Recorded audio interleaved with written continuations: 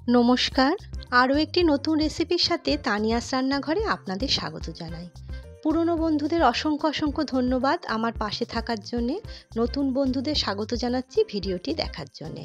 আমি আজকে তৈরি করছি ম্যাঙ্গো মিল্কশেক আর ম্যাঙ্গো আইসক্রিম। তার জন্যে দুটো পাকা আম নিয়েছি। আম দুটো প্রথমে আমি খুব ভালো করে ধুয়ে নিলাম। এবার খোসা ছাড়িয়ে নিচ্ছি, খোসা ছাড়িয়ে কেটে নেব। একটা মিক্সিং জার নিয়েছি, তার মধ্যে আমটা আমি কেটে নিয়েছি, সে আমটা দিলাম। স্বাদ অনুসারে চিনি দিচ্ছি, মিষ্টিটা আপনারা আপনাদের স্বাদ বুঝে ব্যবহার করবেন। আর দিচ্ছি 2 কাপ দুধ। দুধটা আগে থেকে ফুটিয়ে ঠান্ডা করে নিয়েছিলাম, এবার মিক্সিতে ঘুরিয়ে নেব। আইসক্রিম ট্রের মধ্যে ঢেলে দিচ্ছি।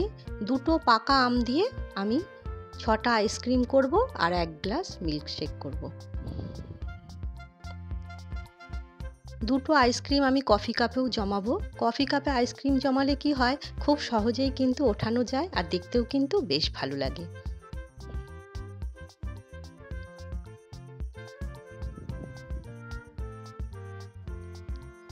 এবার দুটো কফি কাপের মধ্যে আমি দিচ্ছি।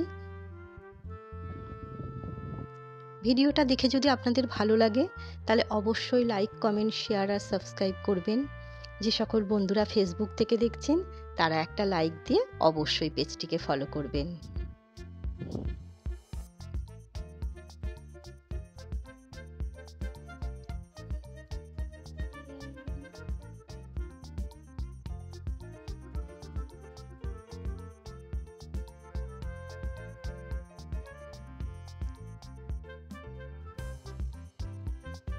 এবার আমি 5 ঘন্টার জন্য ডিপ ফ্রিজে রেখে দিচ্ছি।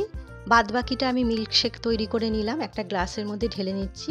ওপর থেকে একটুখানি টুটি ফুটি আর চকো চিপস দিয়ে সাজিয়ে দেবো। খেতে কিন্তু বেশ ভালো লাগে। বাচ্চাদের দিলে কিন্তু বাচ্চারা ভীষণ খুশি হবে। বাচ্চারা কেন, আমাদের বড়দেরও কিন্তু খেতে বেশ ভালো লাগে।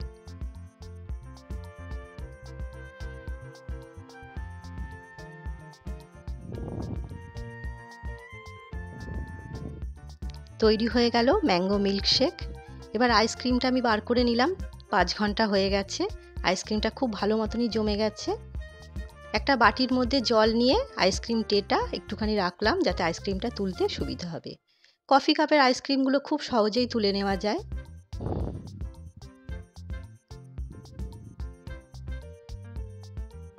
তৈরি হয়ে গেল ম্যাঙ্গো আইসক্রিম। দেখুন কতটা সুন্দর হয়েছে, খেতেও কিন্তু বেশ ভালো লাগে।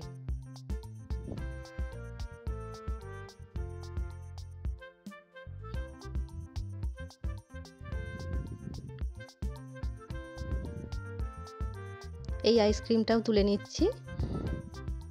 প্রত্যেক কটা আইসক্রিম কিন্তু খুব সুন্দরভাবে হয়েছে। ভিডিওটা দেখে যদি আপনাদের ভালো লাগে তাহলে ছোট্ট একটা কমেন্ট করে আমাকে জানাতে ভুলবেন না আপনাদের কেমন লাগলো।